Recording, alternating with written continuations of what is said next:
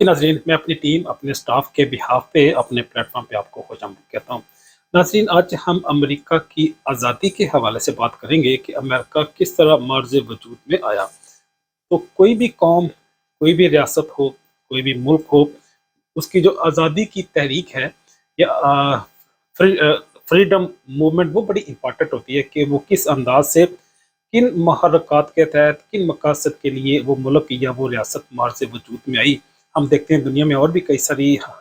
جو ممالک بنے ہیں، وہ چاہے اسرائیل ہو، وہ چاہے پاکستان ہو، انڈیا ہو، بنگلہ دیش ہو، یہ کئی سارے ایسے کنٹریز ہیں، ان کی اپنی ایک تاریخ اور ان کا اپنا پس منظر ہے۔ اور آج میں نے اور میری ٹیم نے امریکہ کس طرح سے بنا، اس کا پس منظر کیا ہے، کن محرکات اور حالات میں یہ ملک مرز وجود میں آیا، یہ آج ہمارا موضوع ہے۔ کچھ لوگ سمجھتے ہیں کہ امریکہ اصل میں مرز وجود میں نہیں آیا، بلکہ یہ ایڈمنسٹریٹو اعتبار سے، معیشت کے اعتبار سے اور سیاسی اعتبار سے صرف انگلینڈ سے الگ ہوا ہے۔ یہ انگلینڈ سے الگ ہوا، یہ اصطلاح ہم اصل میں اس لیے استعمال کرتے ہیں کہ یہ صرف یہ فریڈم نہیں ہے، بلکہ یہ سپریشن ہے، یہ پارٹیشن ہے، کیونکہ ایک ہی قوم ہے، ایک ہی لینگویج ہے، ایک ہی نسل کے لوگ ہیں جو میجارٹی میں ہیں اس انگلینڈ میں۔ نیو انگلینڈ کا جو ایریا جہاں پہ 13 اسٹیٹ انیشلی بنی تھی 1974 میں یا 1975 میں یا 1976 میں، جب بھی یہ مرز وجود میں آیا، بل آف ڈکلیریشن ان کا اناؤنس ہوا، تو ان کی انیشلی اپروکسیمیٹلی 13 اسٹیٹس تھی جنہوں نے مل کے ڈیسائیڈ کیا تھا۔ وہاں پہ تو ساری انگلش بولنے والی قومیں آباد تھی، تو گویا قوم بھی ایک ہے اور ان کا بیک گراؤنڈ اور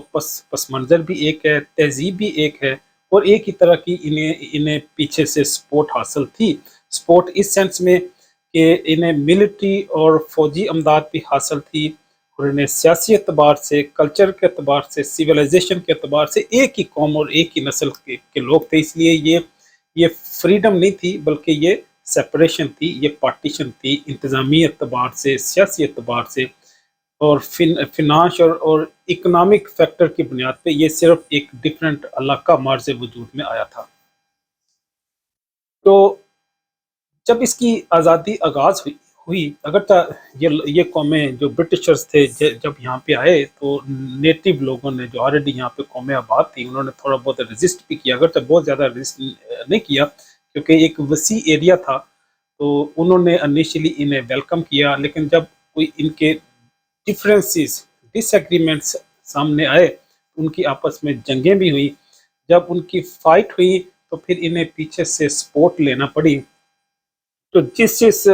ملک کی یا قوم کی کالونی تھی یہاں پہ، وہ چاہے اسپین ہو، فرانس ہو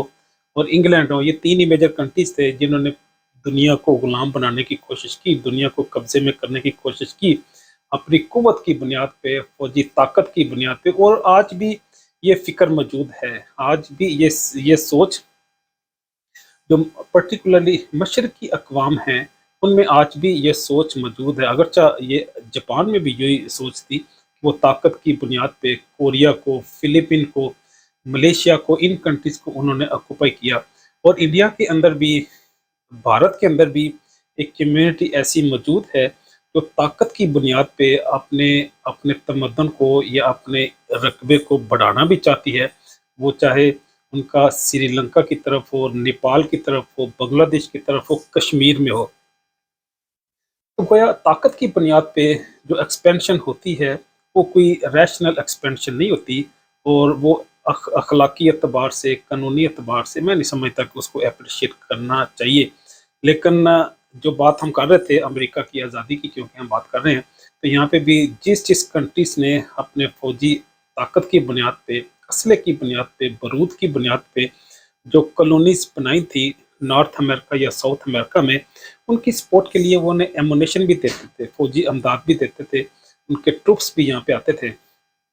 تو یہاں پہ بھی جب جنگیں ہوئی تو انگلینڈ نے کافی انہیں سپورٹ کیا، ان کی کالونی اسٹیبلش ہوئی، انفراسٹرکچر بنا۔ آج بھی کئی ساری ایسی بلڈنگ اور روڈز ایسے ہیں جو انگلینڈ کی نسبت سے جانے اور پہچانے جاتے ہیں۔ بلکہ کینیڈا کے اندر جو کوئین ہے، ان کو تو ایک سپریمیسی، اگرچہ یہ سمبولک سپریمیسی ہے، انہیں آج بھی ایک ٹائٹل اور آنر دی جاتی ہے کینیڈا کے اندر، اور یہ کانسٹیٹیوشنل ہے، یہ لیگل ہے. وہ یہ نہیں ہے کہ صرف انہوں نے مورلی اس کو ایکسیپٹ کیا ہوا ہے، یہ آنریری ٹائٹل آج بھی موجود ہے. تو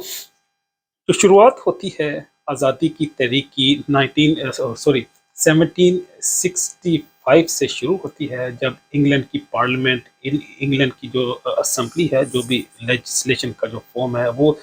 اسٹیمپ ایکٹ اپروو کرتے ہیں. اسٹیمپ ایکٹ ایکچولی یہ ایک ایسا بل تھا جو انہوں نے پاس کیا. امریکہ کے اندر جو قومیں رہتی تھی ان پہ ٹیکس امپوز کیا. تو یہاں پہ جو قومیں آباد تھیں انہوں نے کہا کہ ہم ٹیکس اسی صورت میں آپ کو پے کریں گے جب آپ ہمارا کالونی کا سٹیٹس ختم کریں گے اور ہمیں پارلیمنٹ کے اندر ریپرزنٹیشن دیں گے. جس طرح وہاں پہ لوگ آباد ہیں، ان کی کانسٹیٹوئنسی ہے، ان کے ممبر آف پارلیمنٹ الیکٹ ہوتے ہیں، اسی طرح سے امریکہ کے اندر بھی یہ جو ویسٹرن سائڈ کی اسٹیٹس ہیں، وہ اس میں مین، نیو ہیمپشائر، پینسلوینیا اور new York, new Jersey, Florida تک، یہ جتنی بھی اسٹیٹ تھیں،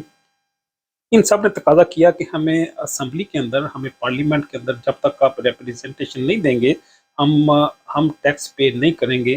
کیونکہ ہم آپ کی کالونی نہیں رہنا چاہتے. ہمیں یہ سٹیٹس ختم کر کے آپ اپنی گورنمنٹ میں، اپنی حکومت میں، اپنے ملک کے اندر باقاعدہ لیجسلیٹیولی، کانسٹیٹیوشنلی آپ امبریس کریں، آپ اس کو ایکسیپٹ کریں. لیکن امریکہ جو یو کے تھا وہ یہ نہیں کرنا چاہ رہا تھا، اور وہ بلکہ ان علاقوں کے ریسورسز کو، جس طرح انہوں نے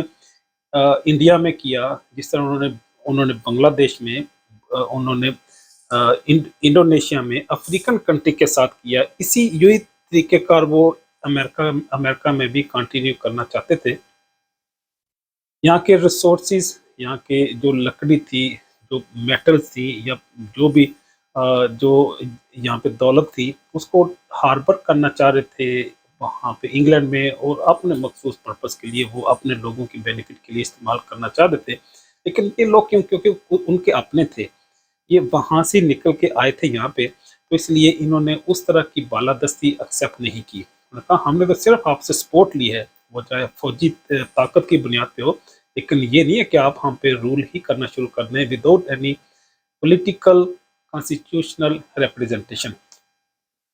تو یہ فرسٹ ریبیلین تھی، فرسٹ پہلی بغاوت تھی جو انگلینڈ کے خلاف امریکن اسٹیٹس نے. تو جس قوم کی بالادستی ہوتی ہے، جو قوم دنیا کی امامت کرتی ہے،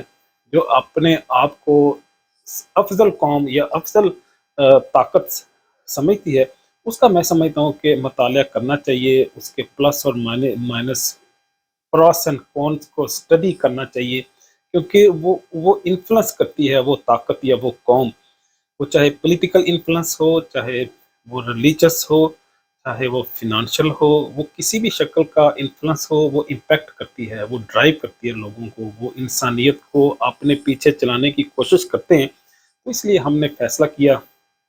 کہ ہم امریکن ہسٹری کا مطالعہ کریں گے. امید ہے یہ انفارمیشن آپ کے نالج میں اضافے کا باعث بنے گی. تو اجازت چاہوں گا. اللہ حافظ.